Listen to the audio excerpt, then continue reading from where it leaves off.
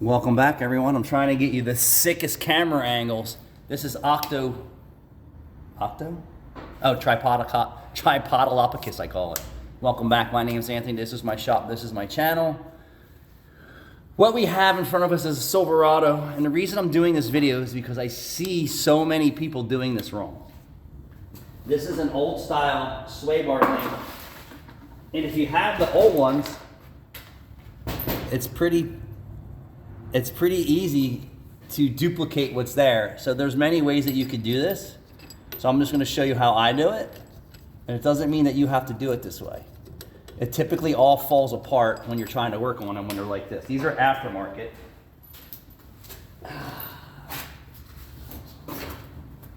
And I'll show you what it looks like in a box.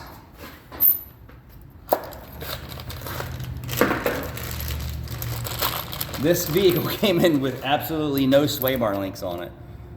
Sometimes you will see these, they're assembled the way they're supposed to be on the car. That doesn't mean that it is or it isn't, or someone handled it before that. So don't trust it. So I'm gonna take this one apart and show you how it works. Nut, washer, insulator, insulator washer,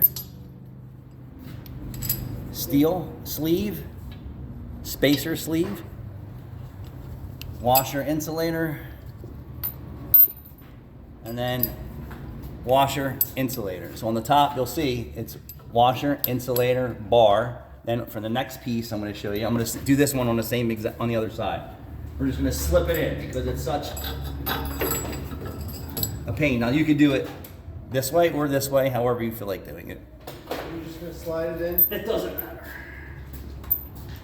So the next, you're going to use insulator, right? We're insulating the metal. I see so many DIYers or guys who aren't real mechanics make the mistake. Sleeve next.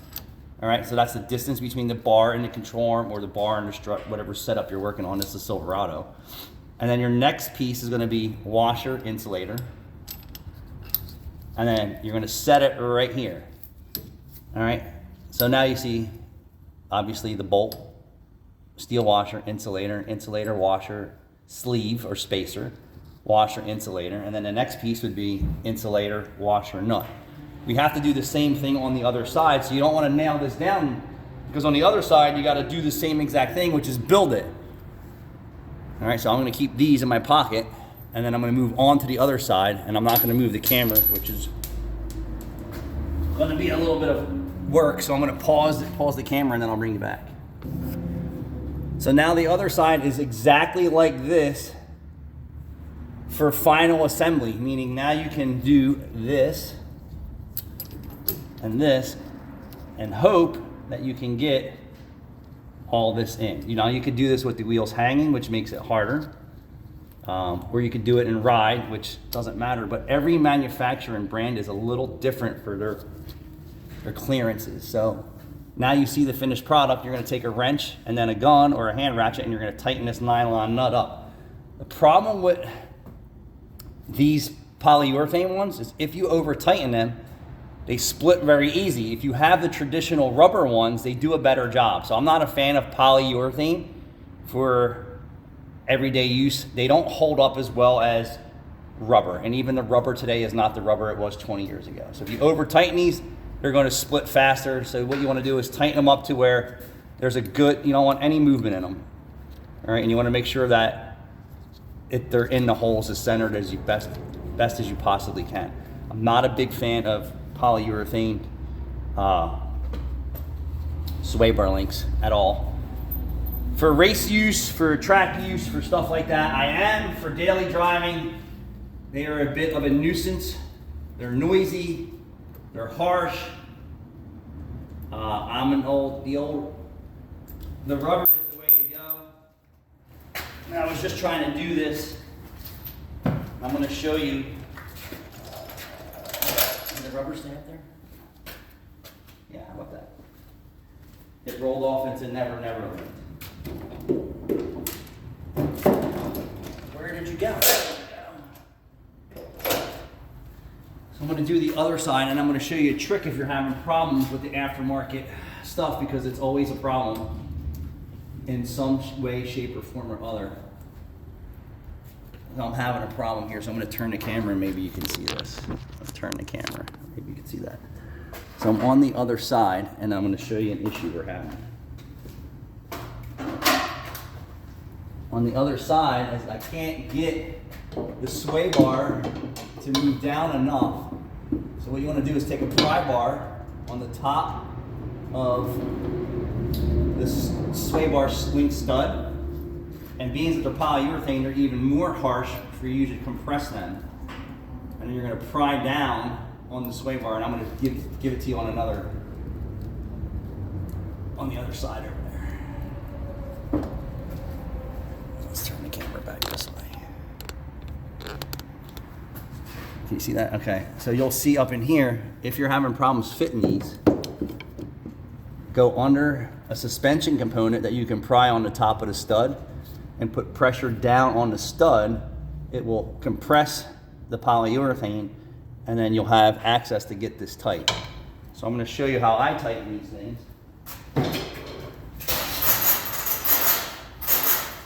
I don't torque anything. And these have polyurethane nuts on them, or plastic coated nuts.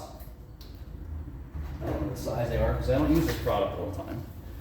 Like I said, I'm not a huge fan of this for this car, but this is supplied from a used car dealer account, so they get what they get, and that's that. Let me find a wrench. I'm hoping it's a 14. You never know, 14. So what I like to do is just take them till they squat. You see how that happens? I'm going to loosen it up. See how they unsquat it? And then I cost myself an issue there. Showing you guys how they squat it. And I hope that this helps you guys. So let's do this. Let's slide that through.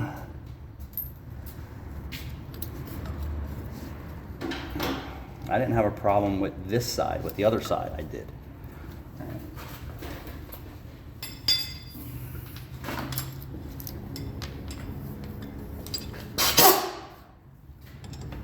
So now they're relaxed, and then we're going to tighten them up. Just a little bit of compression on those things. If they do loosen up, then you can just go back and snug them. And then I'm going to show you the same thing on the other side. Now another important step to this is, why do the sway bar links break, Jude? Because they do. I don't know why they break, but they break. Sway bar links is the first sign that the strut is worn and the spring is weak. Sway bar links are the first telltale that your suspension is being abused or overworked.